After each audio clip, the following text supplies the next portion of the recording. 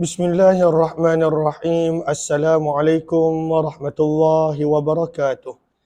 Bismillah, alhamdulillah, wassalatu wassalamu ala habibillah Sayyidina Muhammad ibn Abdullah wa ala alihi wa sahbihi wa mawalah.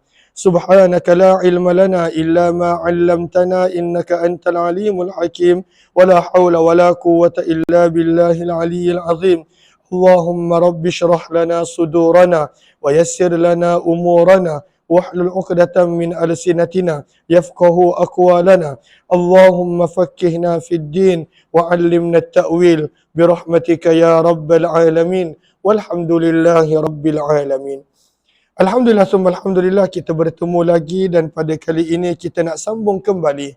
Kita dah berada pada siri yang ke-241 daripada pembacaan kitab hadis Sunan Imam Tirmizi rahimahullahu ta'ala. Dan pada kali ini kita telah tiba pada riwayat 3319, yang mana masih lagi berkenaan tentang abwabu tafsiril Quran, hadis-hadis yang berkisah tentang tafsir ayat-ayat Al-Quran. Dan pada kali ini kita nak sambung daripada suratul Mujadalah, surah yang berada pada juz yang ke-28. Jom kita lihat riwayat 3319. Baca sanadnya.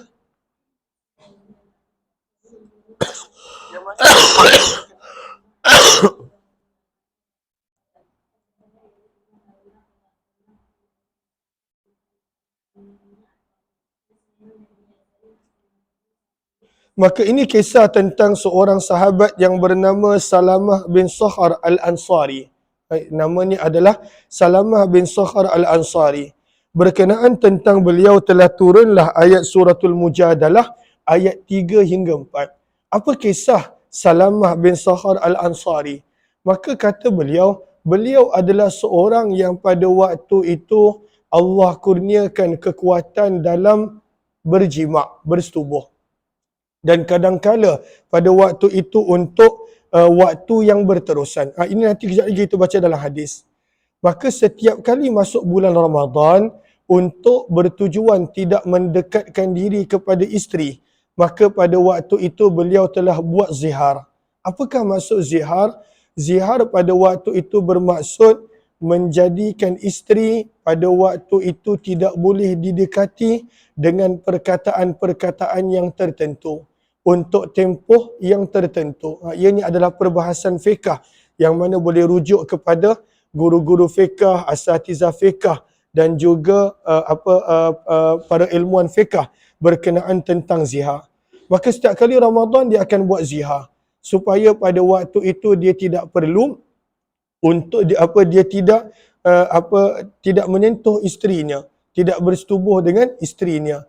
Dia haramkan isterinya untuk dia bersama dengan isterinya pada bulan Ramadan.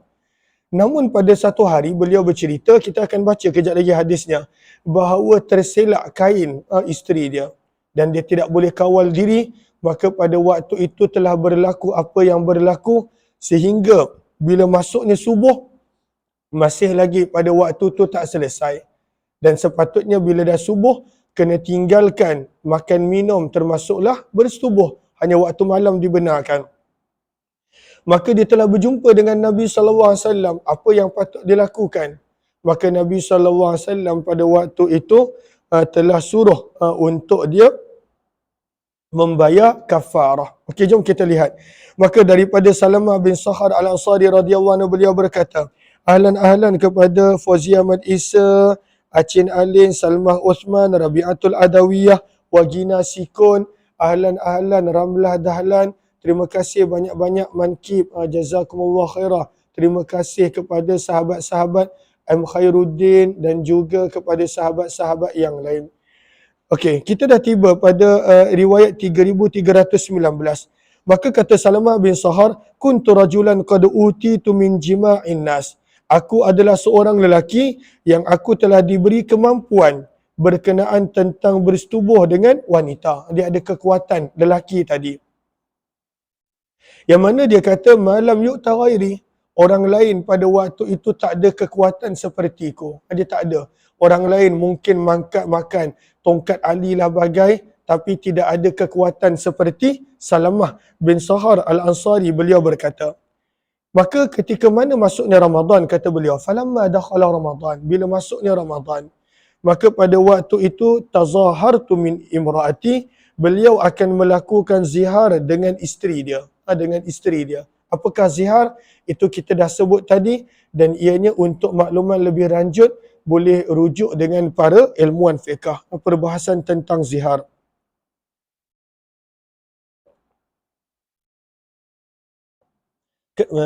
Kerana ayat yang kedua, ayat yang ketiga hingga keempat daripada suratul Mujadalah adalah berkenaan tentang zihar.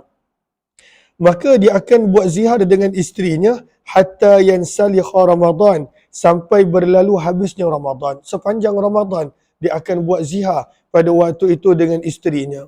Kenapa dia buat begitu? Faraqah, kerana takut, min, daripada, an usiba, pada waktu itu aku akan bersetubuh, minha, dengan isteriku pada malam-malam Ramadan.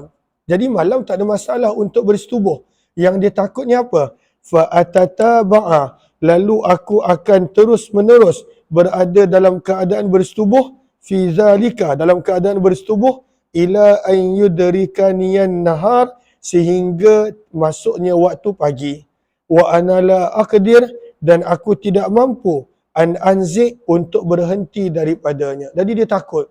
Dia sekali kalau pada waktu tu bersetubuh, dia tak boleh berhenti, maka pada waktu itu setiap kali masuk di Ramadan, dia akan berzihar, dan pada waktu itu langsung tidak mendekati isterinya selama 1 bulan. Kata Salmah bin Sahar, fabainama hiya takhdimuni, maka ketika mana isteriku sedang berkhidmat kepadaku pada satu malam, maka berlakulah sesuatu. Apakah dia? Iztakashafali, maka telah tersingkap kepadaku, minha, daripada isteriku, syai'un, sesuatu. Berlaku pada waktu tu apa yang berlaku? Tersingkap pakaian dia. Dan dia pula pada waktu tu dah menahan diri, maka apa yang berlaku? Fawasabtu alaiha, maka aku, wasabah terjemah asalnya melompat, tapi di sini diterjemahkan sebagai maka aku pun telah menyetubuhinya. Falamma asbahtu, apabila telah pagi, aku telah pergi berjumpa dengan kaumku. Fa akhbartuhum, aku ceritakan kepada mereka kisahku. Maka aku berkata, intaliku ma'i, jumlah berjumpa bersama denganku, jumpa dengan Nabi. Sebab dia telah langgar zihar dia. Dia telah langgar zihar dia.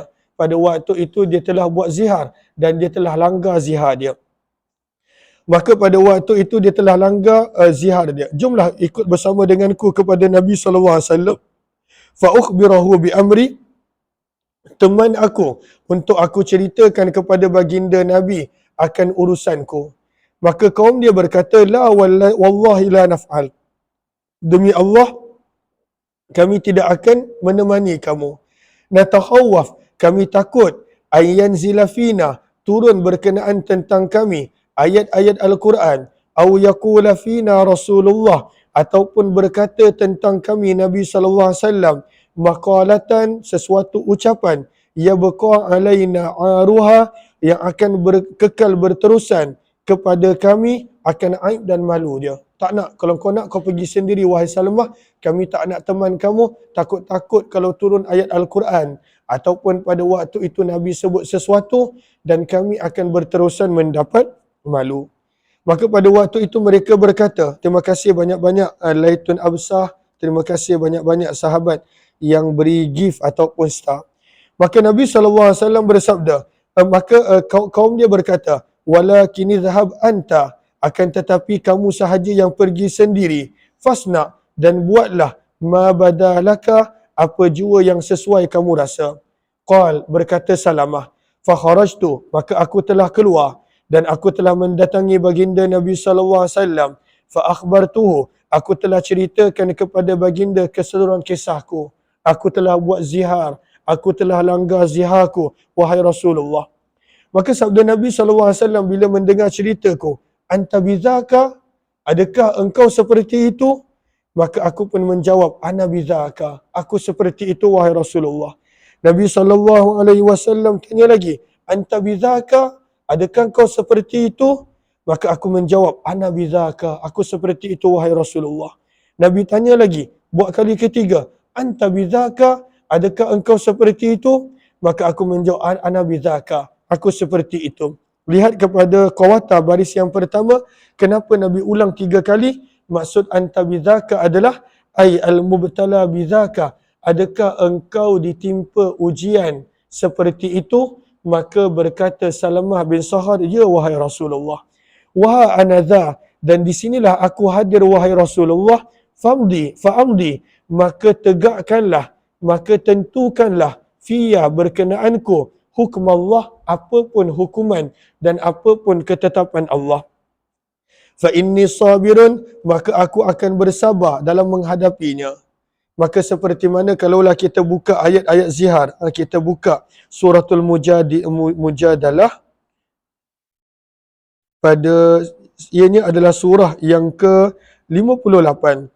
Maka bila kita lihat ayat yang ketiga, yang mana dan juga ayat yang ketiga, firman Allah, walladzina yuzahiruna min nisaihim, dan orang-orang yang telah menziharkan isterinya, summa ya'uduna lima qalu, dan kemudian mereka berbalik daripada apa yang mereka telah ucapkan. Lalu zihar bermaksud dia haramkan isterinya pada dirinya, dengan dia sebut isterinya menyamai ibunya ataupun orang-orang yang haram untuk dia sentuh dan untuk dia bersama.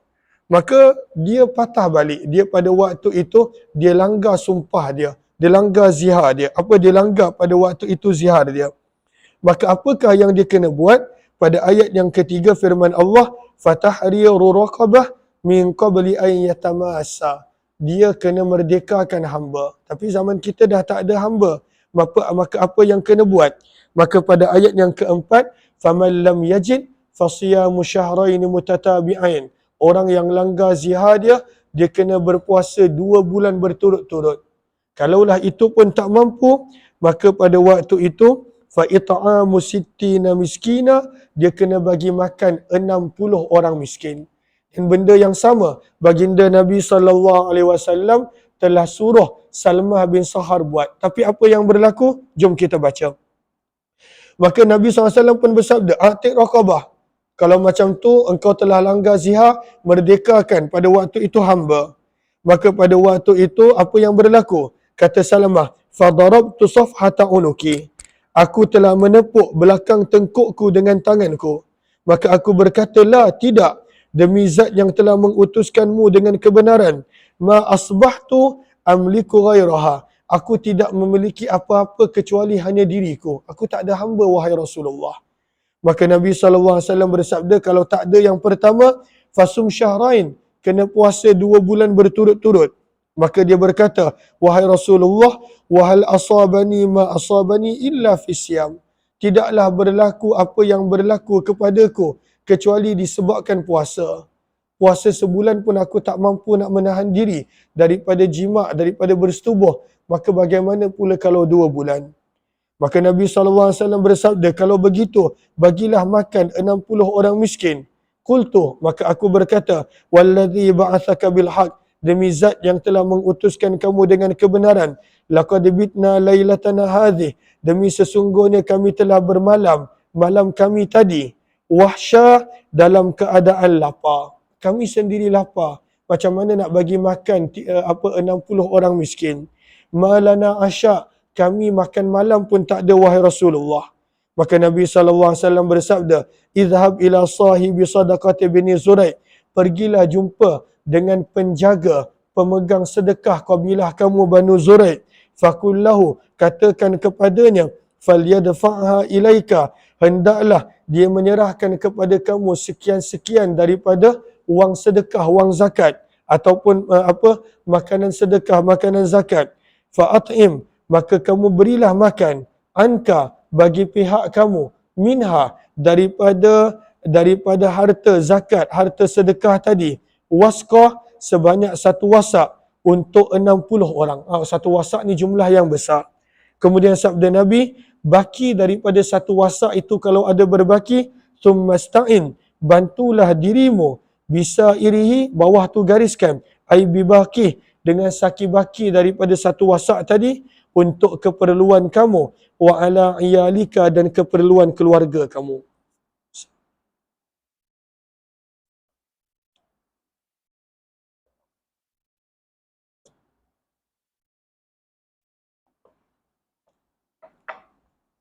Maka berkata Salamah bin Sakhar al-Ansari, faraja'tu ila qaumi, maka aku pun balik kepada kaumku. Fakultu, aku cakap dengan mereka, wajadtu indakum ad-dhiq, aku telah mendapati di sisi kamu penuh dengan pada waktu itu kesusahan. Kamu tak membantu pun. Bila aku ada masalah, kamu tak bantu. Wasu'ar ra'i, dan kamu memberi pandangan yang buruk. Kamu kata buat apa yang kamu rasa sesuai. Namun, kata Salamah bin Sahar, wa wajadtu inda Rasulillah, aku telah mendapati di sisi Nabi sallallahu alaihi wasallam as-sa'ata, kemudahan, wal barakah, dan keberkatan. Inilah Nabi sentiasa pada waktu itu membantu, mempermudahkan urusan umat baginda. Maka kata Salamah, amarali, Nabi telah memerintahkan daku, bisadaqatikum, untuk mengambil sedekah dan zakat kamu, fadafa'uha ilayya, maka serahkanlah kepadaku.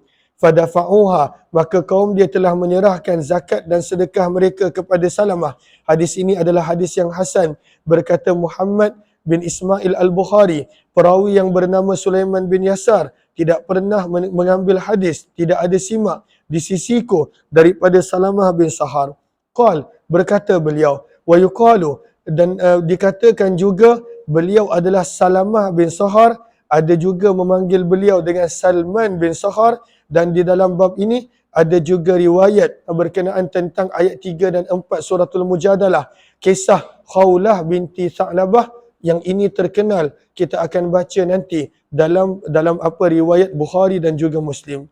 Riwayat 3320. Terus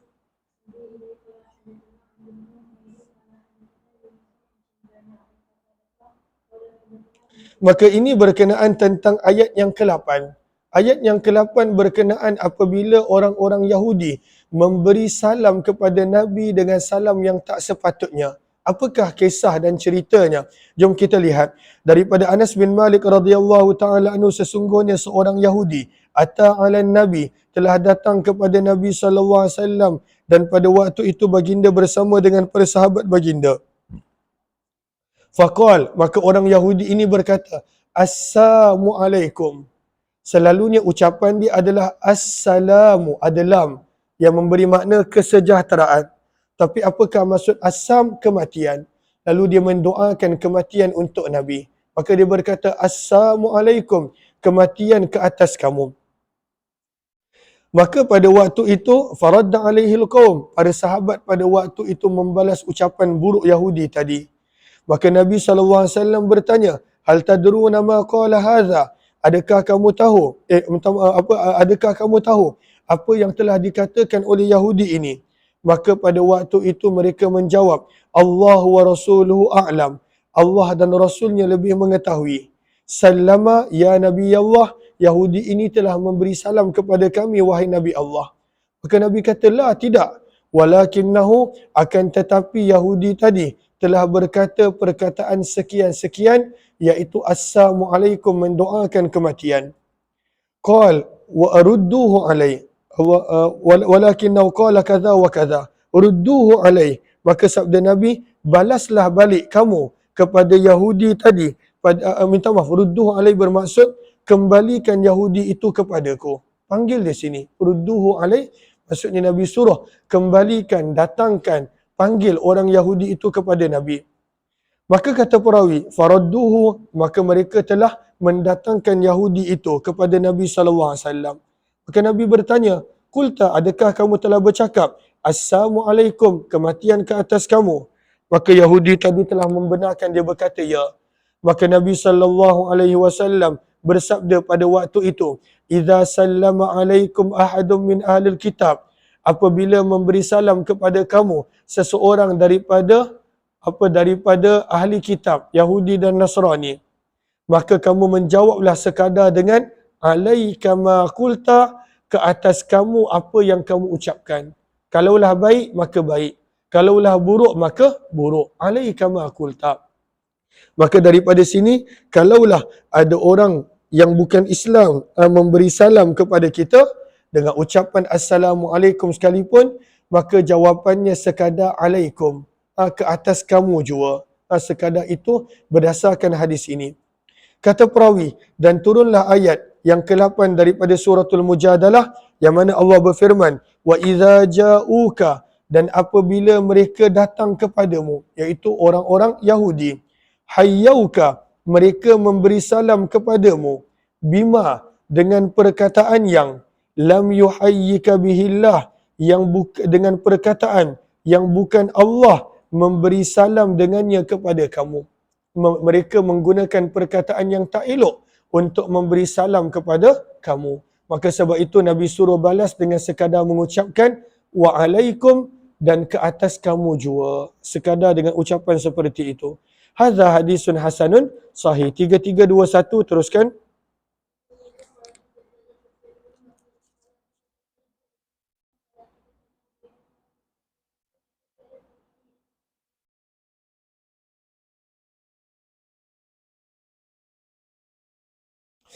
Daripada Ali bin Abi Talib, riwayat ini berkenaan tentang ayat yang ke-13 daripada suratul Mujadalah. Secara ringkasnya, kita boleh lihat dulu Sahara pada baris yang pertama, berkata Abdullah bin Abbas, wa dhalika anna an-nasa sa'alu Rasulullah wa aktharu hatta syakku alaih. Para sahabat, mereka terlalu banyak bertanya kepada Nabi SAW sehingga sekecil-kecil perkara. Nak pindah rumah pun mereka jumpa Nabi. Nak berkahwin, tak ada mas kahwin pun jumpa Nabi. Nak jual tanah pun jumpa Nabi. Semua benda mereka jumpa Nabi. Perbuatan mereka itu telah menyukarkan Nabi. Sehingga Nabi SAW tak ada masa untuk diri baginda dan keluarga baginda. Maka Allah turunkan ayat yang ke-13 dan Allah memerintahkan pada sahabat, sesiapa yang nak berjumpa dengan Nabi, maka kena bagi sedekah dulu. Tak bagi sedekah tak boleh jumpa. Bukanlah kena bayar pada Nabi, kena sedekah kepada sesiapa, tapi kena bagi sedekah dulu, baru boleh jumpa kepada Nabi SAW. Dan orang yang satu-satunya mengamalkan ayat ini hanyalah Sayyidina Ali radhiyallahu ta'ala anhu. Maka kata Sayyidina Ali radhiyallahu ta'ala anhu, lamma nazalat, apabila telah turunnya ayat yang ke-13 daripada suratul Mujadalah, firman Allah, ya ayyuhallazina amanu, wahai orang-orang yang beriman, idza najaitumur rasul, apabila kamu nak berbisik-bisik. Naja yunaji munajah, maksudnya adalah bermunajat, berbisik-bisik. Pada waktu itu berdua-duaan, itu maksud munajah, yang mana kita terjemahkan di sini sebagai berjumpa dan menghadap. Firman Allah, wahai orang-orang yang beriman, apabila kamu nak berjumpa, nak menghadap ar-rasul Nabi SAW, faqaddimu, maka hendaklah kamu mendahulukan baina yaday najwakum, sebelum pertemuan kamu, sebelum kamu menghadap baginda, sedekah, dengan memberi sedekah. Maka ketika mana Sayyidina Ali nak jumpa dengan Nabi, maka Nabi SAW bertanya kepadaku, ma tara, apa yang kamu nak bagi sebagai sedekah? Dinar, adakah 1 dinar? Qultu, maka Sayyidina Ali menjawab, la yutiquna, aku tak mampu wahai Rasulullah. Maka Nabi bersabda lagi, fanisfu dinar, adakah separuh dinar? Maka kata Sayyidina Ali, la yutiquna, aku tak mampu wahai Rasulullah. Maka Nabi bertanya, berapa yang kamu nak sedekah? Maka kata Sayyidina Ali, sya'iratun. Maka lihat pada baris baris bawah hadis, hujung sekali dalam matan, maksudnya adalah yakni wazna sya'iratin min zahab. Maksudnya emas kadar kadar sebutir bali, sebutir bali, sebutir gandum. Maka pada waktu itu kadar sebutir gandum, maksudnya halus sedikit. Maka pada waktu itu Nabi SAW bersabda, innaka la zahid, sesungguhnya kamu ini betul-betul tak ada apa-apa. Maka kemudian turunlah ayat berikut, yang mana dalam suratul Mujadalah juga, ayat yang 13, firman Allah, ashfaqtum, adakah kamu merasa takut akan kemiskinan, an tuqaddimu baina yaday najwakum sadaqah, apabila kamu memberi sedekah sebelum menghadap baginda Nabi SAW. Adakah kamu takut kalaulah kamu bagi sedekah, kamu takut miskin, maka Allah Subhanahu wa taala tegur. Maka ini adalah di awal Islam. Sesiapa nak jumpa dengan Nabi, kena bagi sedekah. Dan kemudian ayat itu mansuh, dan ayat tersebut walaupun masih dibaca, tetapi hukumnya telah dibatalkan. Qal, maka kata Sayyidina Ali, Fabi, maka dengan sebabku, khaffafallahu, Allah telah memberi keringanan daripada umat ini, maka umat tidak lagi perlu memberi sedekah kalaulah nak bertemu dengan baginda Rasulullah sallallahu alaihi wasallam. 3322 kita mula masuk pada surah yang baru, suratul Hasyr. Terus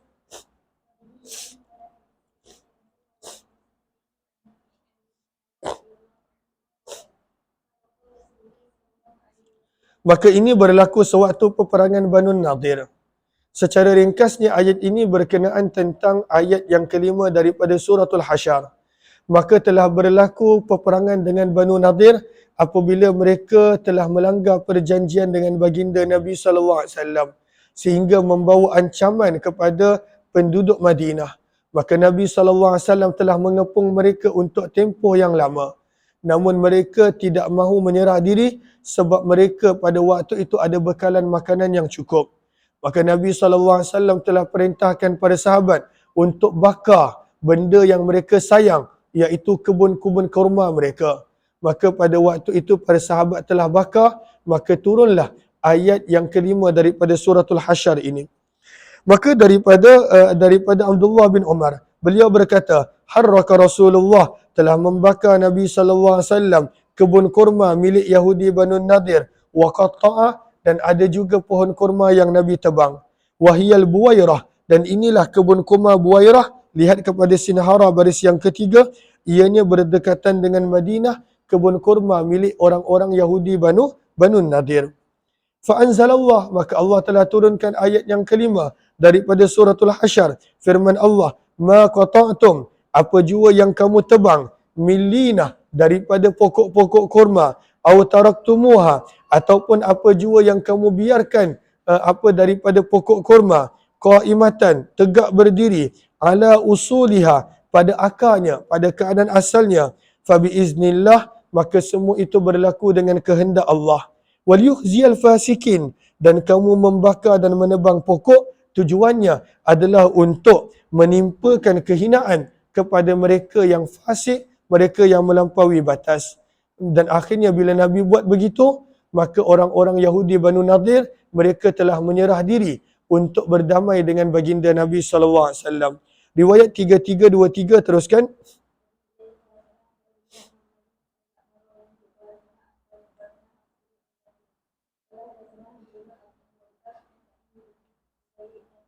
Daripada Abdullah bin Abbas radhiyallahu taala anhuma berkenaan tentang firman Allah, ayat yang kelima daripada suratul Hasyr, ma qata'tum, apa jua yang kamu tebang, millinah, daripada pokok kurma, au taraktumuha, ataupun kamu biarkan pokok kurma tersebut, qaimatan, tegak berdiri, ala usuliha, pada akarnya, ataupun terjemahannya pada keadaan asalnya.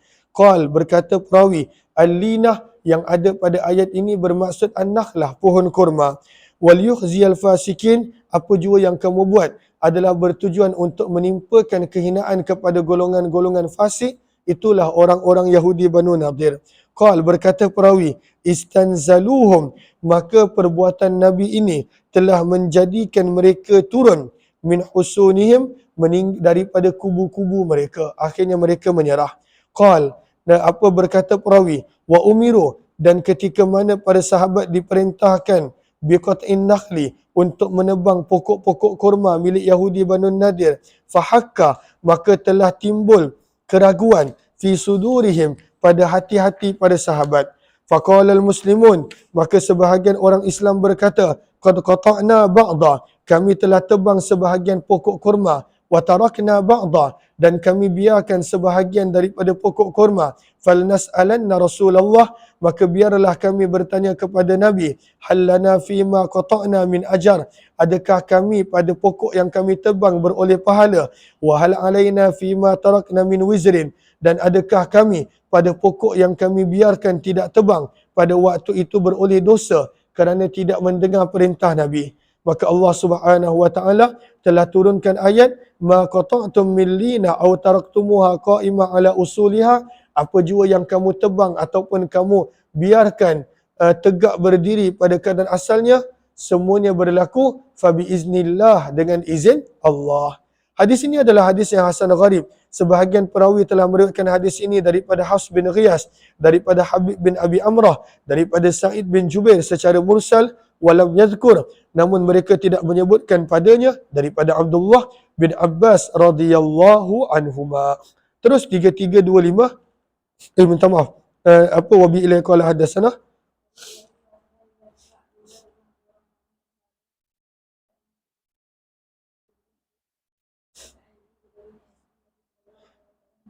Ahlan Nurisawan Hasan, Kamisa, Rochimah dan juga sahabat-sahabat yang lain.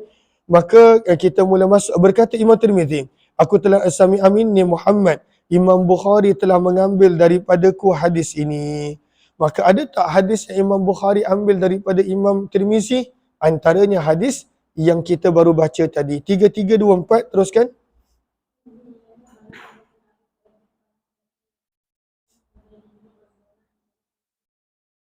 Imam Tirmizi belajar lama dengan Imam Bukhari.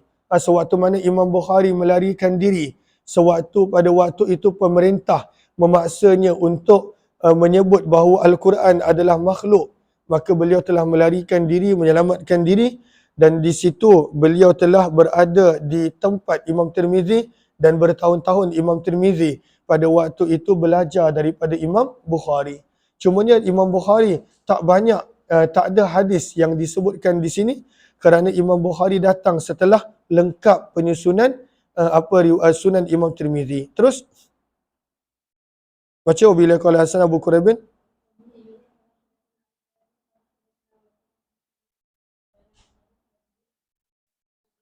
Daripada Abu Hurairah radhiyallahu anhu, sesungguhnya seorang lelaki daripada kalangan Ansar bata bihi, telah bermalam di rumahnya, daifun, seorang tetamu, ada tetamu dekat rumah dia. Ini berkenaan ayat yang ke-9 daripada suratul Hasyr. Falam yakun indah, dan pada waktu itu dia tidak ada sebarang makanan illa qutuhu, kecuali makanan untuk dia dan anak-anaknya, sangat sedikit. Dia tak ada apa-apa kat rumah dia kecuali makanan untuk dia dan pada waktu itu anak-anak dia. Maka namun dia nak bagi tetamu dia makan, dan dia tahu kalaulah tetamu dia tahu tak ada makanan lain, maka tetamu dia pun tak nak makan. Maka dia telah merancang dengan isteri dia, dia pun berkata, nawwimi sibyanah, tidurkanlah anak-anak dalam keadaan lapar. Tidurkan anak-anak, biarlah anak-anak tidur dalam keadaan lapar. Wa atfi'is siraj, padamkanlah lampu, biar tetamu makan dalam keadaan gelap. Wa qarribi lidhaif, dan dekatkan kepada tetamu apa jua makanan yang kita ada. Maka telah turunlah ayat yang ke-9 daripada suratul Hasyr ini. Firman Allah, wa yu'thirun, dan orang-orang Ansar mereka tetap mengutamakan ala anfusihim, lebih daripada diri mereka sendiri, walau kana bihim khasasah, walaupun pada waktu itu mereka berada dalam keadaan lapar yang amat. Khasasah bermaksud lapar yang amat. Khasasah juga bermaksud keperluan yang terdesak. Walaupun mereka sangat memerlukan, tetapi mereka tetap mengutamakan orang lain. Dan inilah sifat ithar, melebihkan orang lain berbanding diri sendiri, dan ini tak banyak pada zaman kita. Moga-moga Allah golongkan kita di kalangan mereka yang ithar, melebihkan orang lain berbanding diri sendiri. Surah yang ke Al-Mumtahanah, riwayat 3325. Terus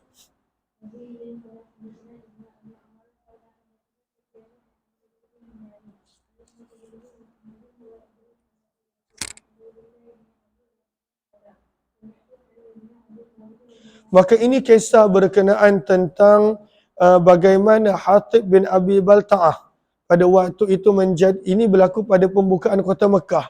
Sebelum Nabi bergerak untuk menawan kota Mekah, maka salah seorang sahabat yang baik, bukan munafik, sahabat Badar, Hatib bin Abi Balta'ah, pada waktu itu dia telah hantar surat kepada kawan-kawan dia menceritakan tentang kedatangan Nabi ke Mekah. Maka inilah kisah dia. Maka Allahumma salli ala sayyidina Muhammad. Sebentar.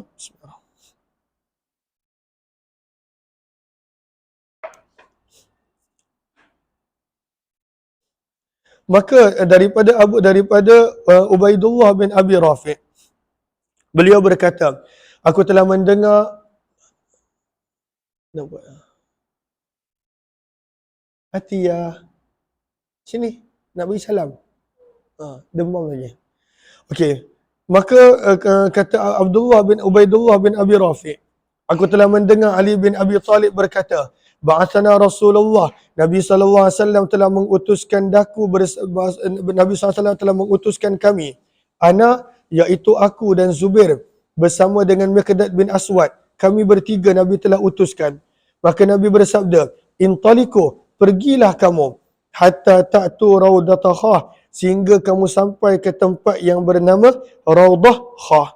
Dekat manakah Raudah Khah? Sahara pada baris yang pertama, iaitu satu tempat yang jaraknya lebih kurang 12 mil daripada Madinah. Raudah Khah.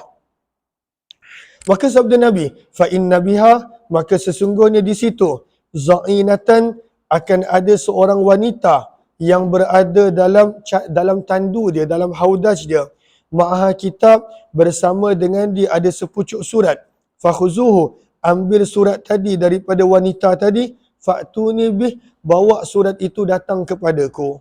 Maka apakah yang dimaksudkan dengan za'inah? Sinhara baris yang kedua, al-haudaj fihi imra'ah, iaitu tandu yang tertutup, yang di dalamnya ada wanita. Maka kata Sayyidina Ali, maka kami bertiga, iaitu beliau, Zubair ibn al-Awwam dan juga Miqdad bin Aswad, kami bertiga pada waktu itu telah keluar. Tata'ada, telah pada waktu itu berlari kencang. Tata'ada, berlari dengan laju. Bina, membawa kami. Khailuna, kuda-kuda kami.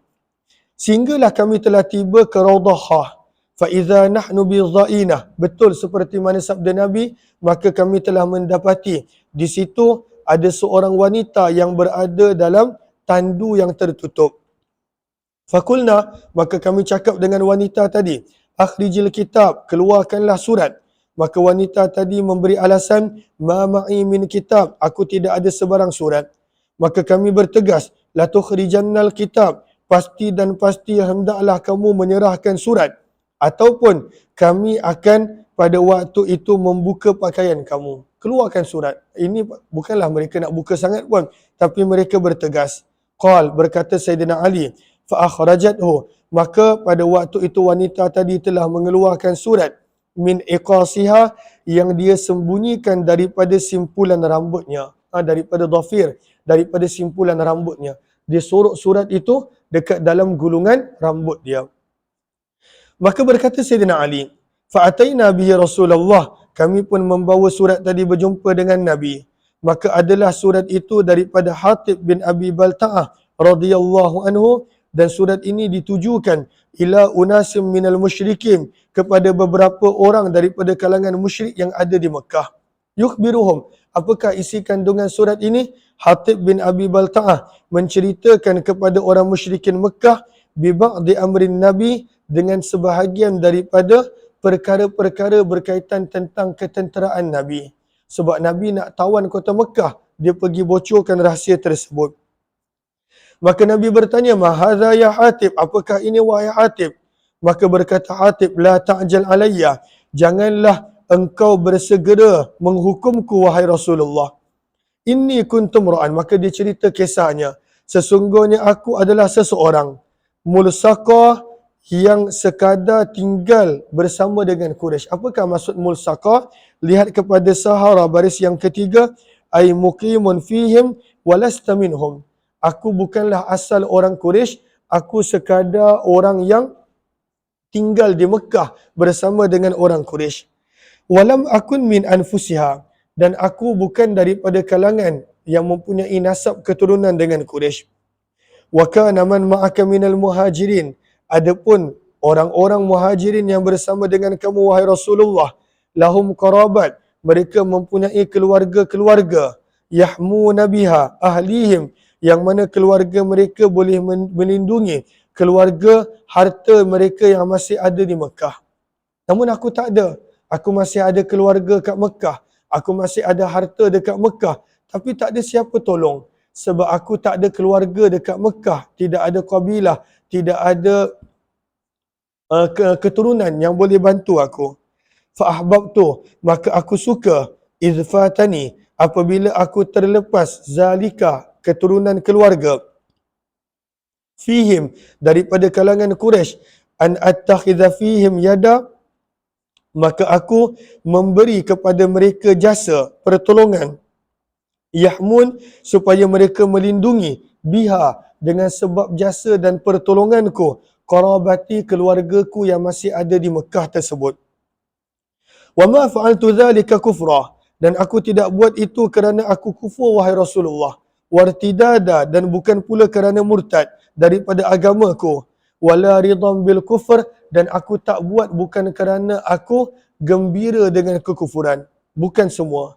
Maka bila Nabi dengar penjelasan, maka Nabi SAW bersabda, sadaqah, berkata benar Hatib bin Abi Balta'ah. Namun seperti biasa Umar bin Khattab ni, dia jenis seorang yang tegas, seorang yang bengis. Maka kata Umar bin Khattab, da'ni ya Rasulullah, biarkan aku wahai Rasulullah, adrib unuqa hadzal munafiq, aku penggal kepala munafik ini. Dan kalaulah Nabi melayani kerenah Umar bin Khattab pada keizinan untuk memenggal kepala, banyak sahabat dah kena penggal. Itu adalah sikap Umar bin Khattab. Namun Nabi SAW bersabar banyak pada waktu itu dengan perangai sahabat-sahabat baginda. Maka Nabi SAW bersabda, innahu qad syahida badra, sesungguhnya Hatib termasuk daripada orang yang turut serta dalam peristiwa Badar. Fama yudrika, dan apakah yang kamu tahu wahai Umar, la'allallah, moga-moga Allah, ittala'a, telah melihat kepada pada sahabat Badar. Faqal, dan Allah telah berfirman, i'malu, beramallah kamu, ma syi'tum, apapun yang kamu kehendaki, faqad ghafartu lakum, Allah akan sentiasa mengampunkan kepada sahabat Badar. Qal, berkata perawi, dan pada kisah inilah telah turunnya surah ini, iaitu suratul Mumtahanah, ayat yang pertama, yang mana Allah menegur pada sahabat, ya ayyuhallazina amanu, wahai orang-orang yang beriman, la tattakhizu, janganlah kamu menjadikan aduwi, musuhku, wa aduwakum, dan musuh kamu, awliya, sebagai teman rapat dan juga kawan karib. Tulquna ilaihim, kamu dengan cara kamu sampaikan kepada mereka, bil mawaddah, dengan pada waktu itu bertujuan untuk kasih sayang dan beramah mesra. Maka Allah kata jangan kamu jadikan musuh-musuh Allah sebagai teman kamu. Baca qala Amr. Terus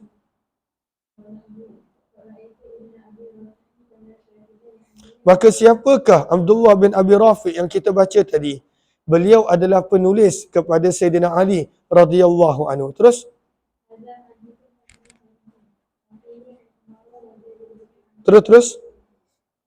ini semua sanad yang berbeza. Terus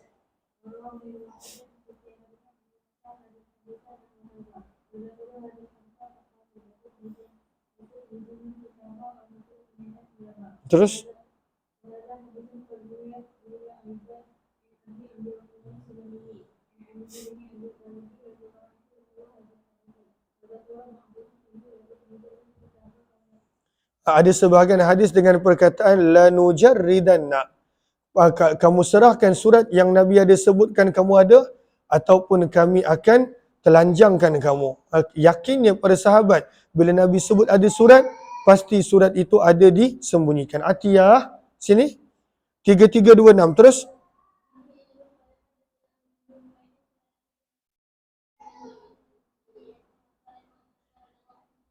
daripada Ummul Mukminin Aisyah radhiyallahu taala beliau berkata, maka Rasulullah, tidaklah Nabi SAW menguji wanita-wanita yang datang berhijrah illa bil ayah, kecuali disebabkan ayat yang mana Allah telah berfirman, idza ja'akal mu'minat, apabila datang kepada kamu wanita-wanita yang beriman, yubayi'naka, yang hendak berbai'ah kepada kamu.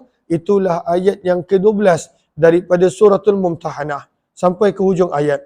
Berkata Ma'mar, maka Ibnu Taus telah mengkhabarkan kepadaku daripada ayahnya, beliau berkata, ma massat yadu Rasulillah, tangan Nabi tidak pernah menyentuh tangan mana-mana wanita kecuali wanita yang merupakan hamba yang Nabi miliki. Hadis ini adalah hadis yang hasan sahih. 3327 terus.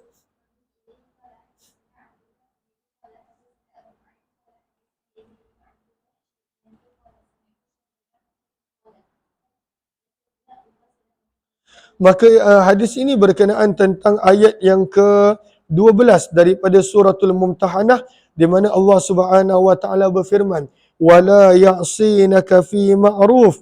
Yang mana firman Allah, dan mereka tidak akan menderhaka kepadamu wahai Muhammad dalam perkara yang baik. Maka apakah maksud wala ya'sinaka fi ma'ruf? Tidak akan menderhaka pada perkara yang baik.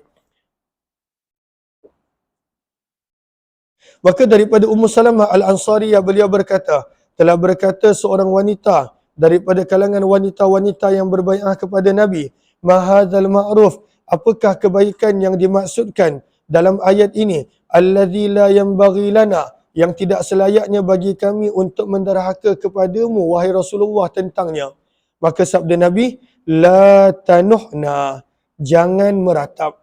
Zaman dulu pada awal Islam, wanita-wanita Arab terkenal dengan meratapnya mereka apabila adanya ujian dan kematian. Maka Nabi sebut, perkara yang kamu jangan menderhaka aku adalah jangan meratap.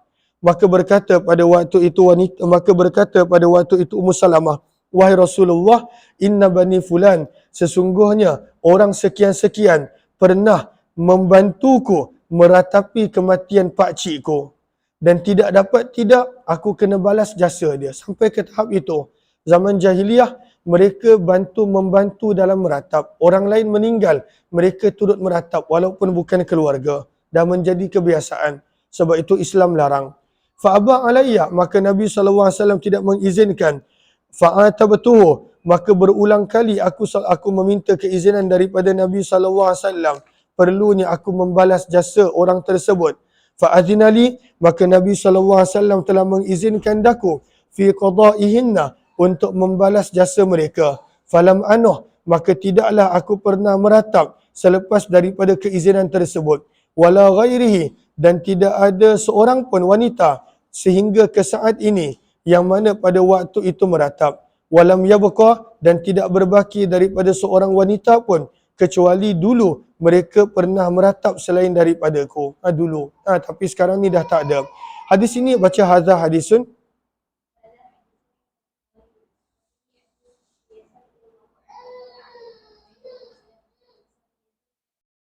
Maka Ummu Salamah Al-Ansariyah ini namanya adalah Asma binti Yazid bin Sakan radhiyallahu anha. Kita sambung jam 9.10 insya-Allah daripada riwayat 3328. Terima kasih semua.